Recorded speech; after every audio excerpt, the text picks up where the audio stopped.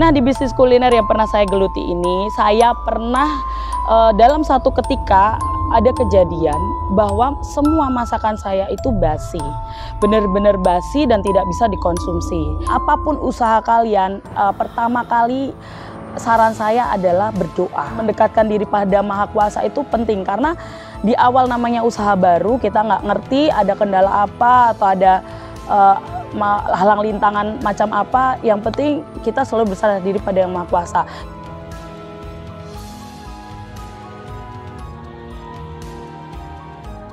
Halo, selamat sore. Saya pemilik Cafe Kopi Sumatera. Perkenalkan, nama saya Desi. Nah, di sini saya sebagai owner di Kopi Sumatera. Konsep usaha kami back to nature. Nah, berhubung saya ini suka banget dengan konsep perdesaan, makanya di sini kami mengemban konsep itu seperti pedesaan. Jadi benar-benar menggunakan seluruhnya bahan-bahan asli. Ibaratnya kayak rumah pun kami ambil dari rumah penduduk desa yang kami usung ke warung ini.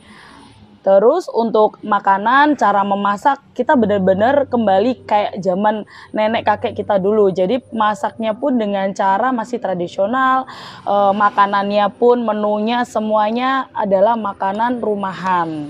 Makanannya itu prasmanan, menunya setiap hari berbeda-beda. Jadi orang tuh nggak akan bosen buat datang ke sini. Selain itu juga kalian bakal dapat view yang menurut aku sih bagus ya, karena kembali back to nature itu. Jadi banyak persawahan, perdesaan banget. Dan juga di sini nggak kalah menariknya adalah kami memiliki mini zoo yang di sana ada beberapa hewan unik dan lucu. Pertama, kami memiliki kambing Minio. Minio itu adalah kambing peranakan ras Australia. Dan juga kami memiliki beberapa kelinci mini yang berkelinci itu nggak bisa gede. Pokoknya lucu-lucu deh. Oke Mbak Desi, sebelum usaha kuliner ini Mbak Desi apakah sebelumnya udah pernah usaha kuliner atau mungkin usaha yang lain?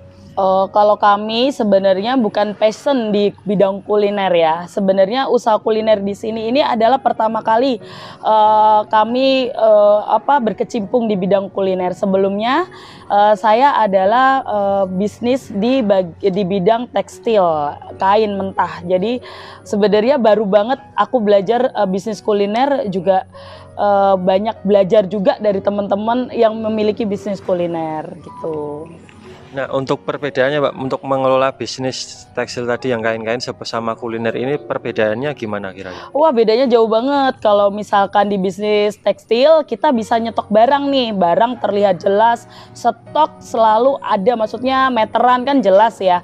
Pembukuan rinci. Di bisnis tekstil itu dia itu tidak menanggung rugi dalam hal seperti ini. Kalau riskan untuk rugi itu sedikit karena kan bahannya adalah bahan mentah ya, jadi ibaratnya bukan bahan yang cepat busuk. Kalau kita di bisnis kuliner ini, wah suka dukanya banyak banget.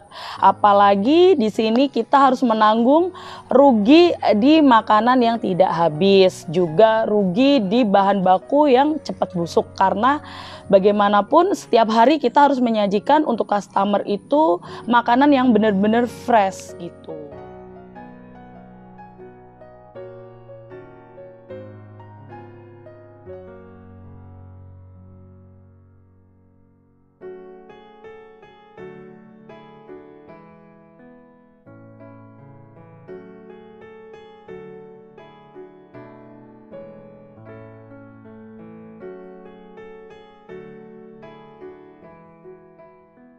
Oke, Mbak Desi, kira-kira untuk kendala awal-awal membuka usaha kuliner sejenis kafe ini kira-kira gimana?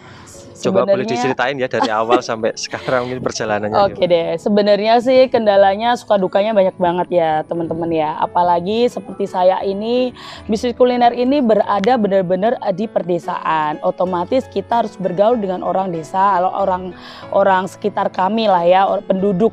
Nah, setelah itu bisnis ini juga sebenarnya susah-susah gampang ya, karena begini, susahnya itu kita harus membaur dengan banyak orang yang nggak kita tahu, dengan tradisi mereka, dengan kebiasaan mereka, peraturan mereka, mau nggak mau kan kita juga harus membaur.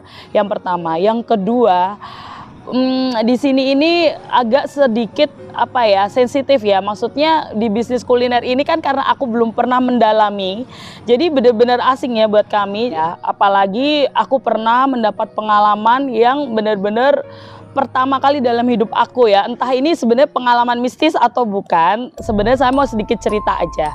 Nah, di bisnis kuliner yang pernah saya geluti ini, saya pernah dalam satu ketika ada kejadian bahwa semua masakan saya itu basi, benar-benar basi dan tidak bisa dikonsumsi.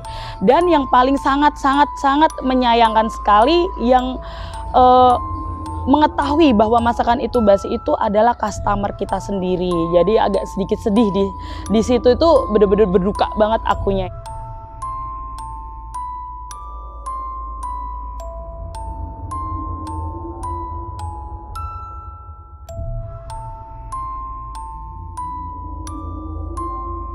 Karena kita nggak pernah nih, menurut aku, menurut kita, menurut pengusaha semuanya, nggak mungkin kita menyajikan makanan atau minuman yang dia tidak fresh atau dia yang tidak enak, tidak mungkin. Pastinya kita berlomba-lomba masakan kita itu bisa dinikmati dengan konsumen dan konsumen akan kembali lagi ke kita. Nah, pada suatu hari itu saya ada mengalami kejadian ya. Jadi memang menurut aku, nanti aku mau kasih beberapa saran buat kalian, apalagi yang memiliki usaha baru. Kalau bisa banyak-banyak berdoa. Oke, Mbak Desi, terkait masakan yang basi tadi, apakah sebelumnya udah pernah di cross check ke koki atau tukang masaknya? Entah itu mungkin cara masaknya yang salah atau mungkin bahan bakunya yang emang dari awal udah nggak layak dipakai duluan, bisa dijelasin? Nah, ini pertama awalnya aku merasa kenapa makanan itu basi ya dalam waktu 3-4 jam. Padahal bahan baku kita benar-benar fresh dari petani, benar-benar dari petani langsung pertama. Kedua, tukang masak kami sebelum menyajikan pasti mereka tester dulu, pasti sebelum keluar kami tester dulu makanan kami. Biasanya di hari pertama hingga beberapa hari berikutnya itu tidak ada kendala di hidangan basi ya. Karena customer kami pun juga puas dengan, alhamdulillah puas dengan pelayanan kami. Cuma di suatu hari, kenapa saya juga kurang tahu ya, masakan itu jadi basi semua. Nah, saya nggak ngerti nih kenapa bisa terjadi. Nah, banyak sih sebenarnya karena pengalaman pertama juga ya. Jadi kami waktu masak nasi itu bisa sampai 2 jam nggak matang. Padahal Magicom kami Magicom baru dan baru beli. Nah, akhirnya mau nggak mau harus kami melakukannya dengan manual. Karena pelanggan udah terlanjur mengantri, sedangkan nasi dalam waktu 2 jam tidak matang. Terus ada lagi nih kejadian. Waktu itu ada customer kami. Kami kan memiliki sajian makanan itu frozen food. Frozen food itu kan ada 1 pack isi 6. Nah, di sana kami menjual kebab ya. Kebab kami kan dimasukkan ke dalam freezer. Otomatis kan masih fresh kalau kita buka. Nah, waktu itu ada 3 orang yang beli kebab kami. 3-tiganya bilang kebab kami ini basi atau kadaluarsa.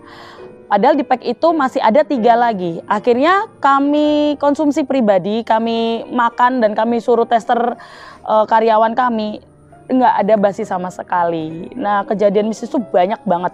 Apalagi sensitif di minuman juga. Minuman padahal jelas-jelas karyawan kami ini kalau menyajikan minuman itu pasti mereka tester dulu sebelum tamu atau sebelum konsumen menikmati minuman itu. Nah, pas waktu itu kami menyajikan jeruk panas dan es jeruk. Nah, es jeruknya habis tapi jeruk panasnya tidak diminum sama sekali. Di kejadian hari itu juga ya, waktu masakan itu basi, saya mencoba. Masa es jeruknya habis, jeruk panasnya tidak habis. Saya rasa karena buahnya memang basi atau buahnya udah busuk gitu. Tapi ternyata tidak, karena satu buah itu untuk beberapa minuman itu dalam kondisi fresh. Jadi nggak mungkin kalau minuman yang satunya enak dan satu tidak, itu sebenarnya hal yang di luar nalar manusia ya. Nah, akhirnya saya kena komplain di situ gitu. Jadi tiba-tiba basi aja gitu.